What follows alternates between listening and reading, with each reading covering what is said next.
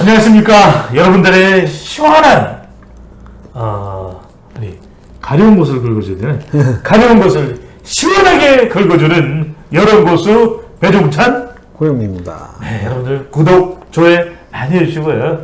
얼마 전에 제가 호주 교포분을 뵀는데 정말 잘 보고 있다. 우리 배종찬 소장 헤어스타일 너무 마음에 든다. 참 사랑해요. 이렇게 또 체리 엄지척 따봉 보내주셔가지고 상당히 또 힘이 나고 있습니다. 자, 그런데 홍 기자님, 요즘 정말 제일 짜증나는 지역이 어딘지 아십니까? 어디에요? 여의도 정치권입니다. 정말 그쪽만 지나가면 공기가 안 좋아. 짜증나. 정말 국민들은 너무 힘든데 저는 더불어민주당도 마찬가지고 또 국민의힘도 정말 각각 이 얼마나 역할을 잘하고 있는지 물어보면 저는 거의 바닥이지 않을까라는 생각이 드는데, 한국갤럽의 조사 결과를 보니까 지지하는 정당이 없다는 무당청이 거의 두 정당의 지지율을 맞먹을 정도입니다. 자, 최근에 뭐 어느 정당이 앞서고 뒤서고를 떠나서 아니 왜 이렇게 정당에 대한 인기가 또 호감이 없어져 버린 걸까요? 갤럽 조사에서 최근에 27%였죠. 무당파가. 지지정당이 없는 무당파가 27%였는데. 아니, 이 정도면 다른 정당의 이 더불어민주당 국민의힘 지지율하고 비슷한 거 아니겠습니까? 근데 갤럽 조사에서 1월 초에 19%였어요. 무당파가. 근데 이제 그렇게 많이 올라갔고, 갤럽 조사보다 더 명확한 게 K스탯 등 4개 조사에서 보면 지난주에 무당파가 30%. 근데 이제 그때는 이제 비속어 논란 전이니까 그렇긴 하지만 어쨌든 국민의힘이 34%, 민주당이 29%. 그럼 2등이에요. 2등이에요. 근데 이 MBS, 4개 회사 공동조사 MBS가 2020년 7월 달에 시작했는데, 2020년 7월 이후 최고치예요. 이 30%가. 30%. 네. 근데 이제, 이렇게 지지하는 정당이 없다는 것이 높아지는 현상, 보통 어떨 때 그렇습니까? 이게 결국은 뭐 주요 제1당, 제2당, 뭐 내지는 이제 뭐 여야에 대한 불만이 얼마나 팽배했는지 그걸 알 수 있는 척도죠. 그 무당파는. 뭐 지금 무당파가 늘어났다는 건 사실 우리가 그 윤 대통령 지지율이 엄청나게 떨어졌다. 뭐 그 취임 때 취임 때 높은 건 아니었지만 어쨌든 50%를 넘었었어요. 53%였다. 근데 지금 24%까지 떨어지면 거의 뭐 절반 이상 떨어지면 30% 가까이 떨어졌죠. 근데 이제 민주당 지지율은 31에서 36으로 뭐 거의 뭐 약간 올라간 큰 변화가 없어요. 네. 이제 그렇게 봤을 때는 그러니까 여권, 그러니까 국민의힘이나 뭐 대통령이나 윤 대통령이나 이쪽에서 이제 사람들이 왜 이렇게 임기 초반에 잘할 것 같았는데 왜 이렇게 못해? 라고 해서 이제 그 고개를 돌렸어. 돌렸는데 민주당도 안 쳐다봐. 그냥 가운데 있단 말이죠.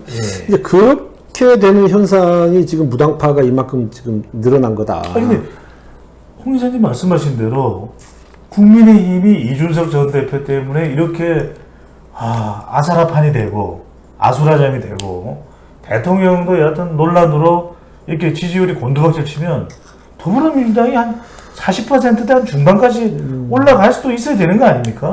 과거에는 그랬던 적이 꽤 있었죠. 그러니까 이제 사실 제1당, 그러니까 지지율 선두인 정당이 40% 넘어가는 경우가 꽤 많아요. 그러니까요. 지난 6월 지방선거 때만 해더라도 국민의힘은 41%, 뭐 40%대를 넘었고. 근데 지금 양당이 지금 30% 안팎에서 지금 가고 있단 말이죠.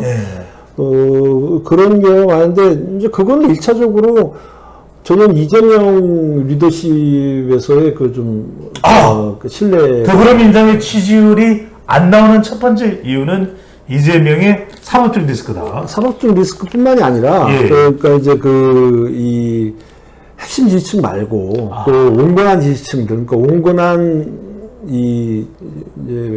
진보층. 중도층. 아니, 중도층 말고, 진보층 중에서. 중도 진보, 온건 진보. 예. 그러니까 제가 보기에는 지금 대통령 지지율도 뭐 지난 대선이 이제 비호감 대선이었잖아요. 예. 비호감 대선인데 윤 대통령 지지율도 윤석열 대통령을 그 당시에 좋아서 찍은 게 아니라 상대가 싫어서 찍은 사람들. 그 사람들은 지금 다 빠져나왔단 말이죠. 예. 근데 이쪽도 마찬가지다. 이쪽도 이재명 대표가 좋아서 찍은 게 아니라 그 윤석열 후보가 싫어서 이쪽을 찍은 야당 지지자들 그것만 남아있. 예. 이제 그러니까 싫어서 찍은 사람들은 다 빠져나갔다. 그러니까 핵심 지지층들만 양쪽에 남아있다. 그렇게 봐야죠. 그러면 이제 중도층들이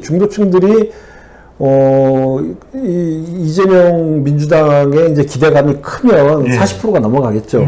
그렇지만 지금 아까 얘기한 대로 뭐 사법 리스크도 있고 여러 가지 지금 뭐 포퓰리즘 논란도 있고 뭐 그러다 보면은 중도층들이 이재명 대표를 갖고 그 4년 반 뒤에 대선을 이길 수 있을까? 그러면은 뭐 이게 될까? 어떤 수권 정당으로서 기대감이 떨어지기 때문에 지지가 선뜻 안 간다. 지금 이제 그렇게 보여요. 그러니까 국민의힘이 아니면 더불어민주당을 선택할 수 있어야 되는데 그게 지금 일단 이재명 대표라는 이유로 또 차단되는 거예요. 그렇죠. 또 어떤 이유가 있을까요? 그거 말고는 그 방금도 얘기했지만 이제 이 내놓는 정책들이 사실 뭐 노란봉투법도 그렇고 뭐 양곡 그 관리법도 그렇고 상당히 민감해요. 그 민감한데 그거가 핵심 지지층에만 이제 지지를 얻는 그런 정책들이란 말이죠. 좀 정책이 이념 편향적이거나 그렇죠. 지지층 좀 편향적이다. 그렇죠. 그런 정책들을 자꾸 이제 그 내세우기 때문에 중도층 입장에서는 좀 부담스럽다. 좀 대안이 나와야 되는데. 그렇죠. 좀 부담스럽다. 자, 그리고 또 이제 국민의힘 지지층도 집권지 여당으로서 아직도 비틀비틀합니다. 뭐 비대위 불확실성도 있을 테고 또 이준석 전 대표 관련 파장도 있는 거고. 자, 국민의힘 지지율은 언제쯤 안정이 될까요? 국민의힘 지지율은 사실 윤 대통령 지지율이 올라가야 이제 어느 정도 안정이 되겠죠. 지금 뭐 결국은 여권은 함께 가는 거기 때문에 윤 대통령 지지율이 올라가야 이게 함께 가는. 그러니까 이거는 꽤 긴 시간 횡보할 가능성이 있어요. 꽤 긴 시간 30% 안팎에서 오히려 이제 올라가기가 민주당보다는 더 힘들 수. 머리를 자꾸 만지시는 게 뭐 정당 이야기하니까 뭐 두통이 오십니까? 그건 아니고. 네, 머리가 좀 아프신 거. 아니, 괜찮습니다. 괜찮습니다. 시장에서. 네. 자, 여하간에 끝으로 한 말씀. 지금 국민들의 정말 호응을 못 받고 있는, 인정을 못 받고 있는 이 지금 정당 시스템 뭐 바꿔야 됩니까? 어떻게 해야 됩니까? 이게 바뀌어지겠어요? 이게 바뀌어지지가 않지. 그러니까 이제 얼마 전에 이재명 대표도 뭐 4년 연임제 개헌하겠다. 4년 중임제. 개헌하겠다 그러는데 저는 그 개헌은 뭐 하든지 말든지 지금 정당 시스템하고는 아무 상관없다. 오히려 저 개인적으로 4년 중임제는 뭐 별로 찬성하지 않는 편인데 결국은 대통령제잖아요. 결국은 대통령제인데 결국 대통령제 하에서 그 여야의 강대강 대결은 4년으로 중임제를 하던 뭐 안 5년 단임제로 하던 안 바뀌고 오히려 전반기 4년은 후반기 그 이제 중간 선거에서 이기기 위해서 완전히 재선하기 위해서 또 이쪽은 재선을 막기 위해서 완전히 개싸움이 벌어졌어요. 4년 내내 이제 완전 혼란을 거듭하다가 이제 그 재선 그 중간 선거 이제 연임 그 선거를 하고 그 다음에 이제 4년은 이제는 뺏어와야 된다고 그러고 또 싸우고 그러려면 사실 내각제가 정답일 수가 있어요. 내각제가 40년 대한민국 정치판을 데이터로 분석해온 홍윤민 기자. 여의도 정치판은 개싸움이다.